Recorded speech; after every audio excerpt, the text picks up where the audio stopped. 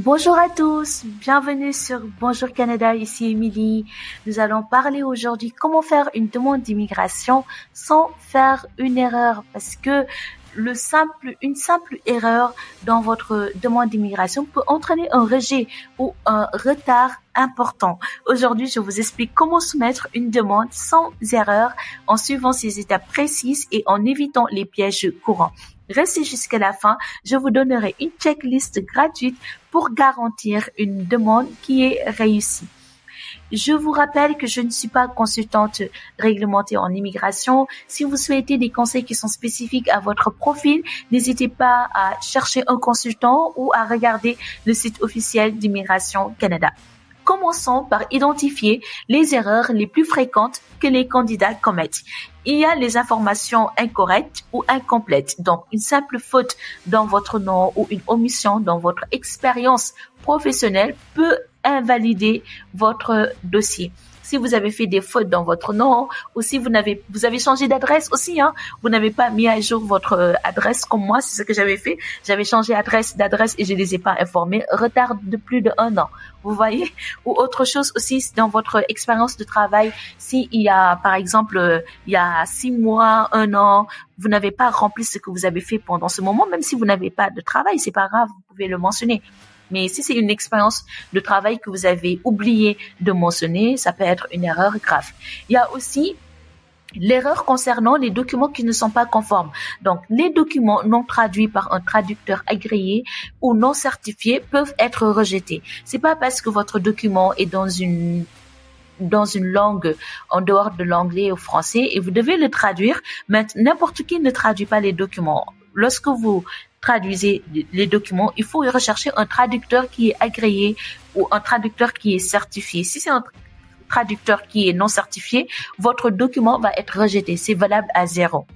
Il y a l'erreur pour les preuves financières qui sont insuffisantes. Donc, votre relevé bancaire doit montrer que vous avez les fonds requis pour subvenir à vos besoins. Si vous donnez vos relevés bancaires, assurez-vous que vous avez les montants qui sont mentionnés dans les exigences de ce programme. Dites-moi dans les commentaires quelle étape du processus vous semble la plus compliquée. Et si nous pouvons vous aider tous ensemble, on va s'entraider entre nous. Voyons maintenant les étapes clés pour soumettre une demande sans erreur. Premièrement, il faut comprendre les critères du programme choisi. Que ce soit pour Entrée Express ou les programmes des candidats des provinces ou un permis d'études, lisez attentivement les instructions pour comprendre les critères spécifiques. Deuxièmement, regardez les guides. Dans chaque programme, il y a toujours un guide dans le site officiel de l'immigration et ça, c'est une pépite. En fait, vous pouvez trouver comment répondre à chaque question. Troisièmement, créez un plan et une timeline, en fait. Dressez une liste de documents requis et un calendrier pour éviter de manquer une date limite. N'hésitez pas à utiliser un fichier Excel ou une autre application, un autre outil qui vous permettra de vous orienter le mieux. Quatrièmement, vérifiez vos documents. Avant de soumettre, assurez-vous que vos documents sont complets, à jour et traduits si nécessaire. Première astuce pratique de cette vidéo, je vous recommande d'utiliser un outil en ligne ou une application pour suivre votre progression et éviter les oublis. Vous pouvez créer un fichier Excel avec la liste des tâches que vous devez faire, la liste des documents que vous devez soumettre. Et vous allez suivre chaque activité, chaque tâche que vous devez faire, chaque document que vous devez soumettre. Ça vous permet à tout moment d'avoir en 1 minute tout ce qui se passe sur votre document. En fait, ça vous permet d'avoir un excellent suivi de votre projet d'immigration. Avant de continuer, voici une information importante pour ceux qui sont déjà au Canada et ceux qui préparent leur projet d'immigration. Eric, donc avec lui, je co-anime cette chaîne. Il est conseiller financier. Il travaille avec Industriel Alliance Groupe Financier et peut vous accompagner pour la gestion de vos finances, la planification de votre installation au Canada. Que vous soyez en train de faire votre demande ou déjà installé, il vous aidera à sécuriser vos biens et bâtir un avenir stable et aussi tout ce qui concerne les assurances. Donc, retrouvez ses coordonnées dans la description pour une consultation gratuite. Contactez-le. dès aujourd'hui pour discuter de vos besoins avec lui. Passons maintenant aux outils pratiques qui vous aideront à éviter les erreurs dans votre demande. Donc là, les outils que je vous donne, les guides. Premièrement, utilisez les guides officiels. Donc, Immigration Canada fournit des guides détaillés, mais je vous dis à quel point c'est détaillé pour chaque programme. Téléchargez-les pour bien comprendre chaque étape. Si vous ne savez pas où se trouvent les guides, vous pouvez m'en parler. Je vais faire une vidéo sur ce sujet. Mais à chaque fois que vous êtes dans Immigration Canada, vous prenez un programme, il y a un lien qui va pointer sur un fichier PDF qui vous explique les guides. Donc, c'est cette checklist-là qui peut vraiment vous aider et ça fait toute la différence. Autre chose, les amis, les simulateurs en ligne. Certains simulateurs vous permettent de vérifier si votre profil répond aux critères avant de soumettre. Et ceci, ça peut vous faire gagner de l'argent, ça peut vous faire gagner du temps. Ça ne sert à rien de soumettre votre dossier alors que vous n'êtes pas éligible. Donc, utilisez vraiment les simulateurs en ligne.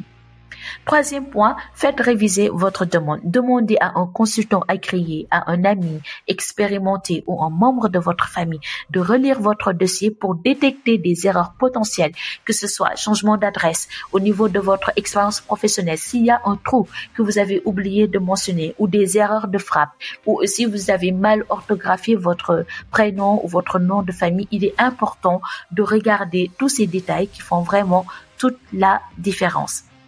Et deuxième astuce de cette vidéo, enregistrez une copie numérique de tous vos documents pour éviter de les perdre ou de devoir les redemander. Si vous avez demandé un extrait de naissance et qu'on vous l'a fourni en papier, prenez en capture d'écran, prenez en photo,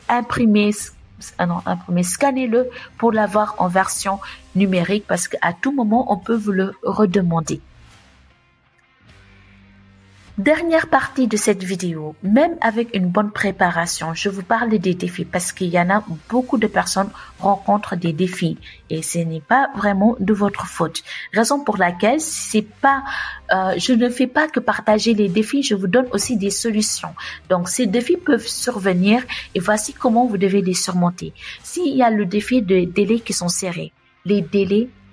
Si je prends l'exemple du programme pilote agroalimentaire qui finit le 14 mai 2025, n'attendez pas en avril pour commencer ce programme parce que on ne sait pas ce qui peut se passer. À tout moment, on peut vous dire vous avez fait une faute, refaites le programme, commencez tôt et envoyez votre demande avant les dates limites pour éviter tout stress et ça vous laisse beaucoup plus de temps.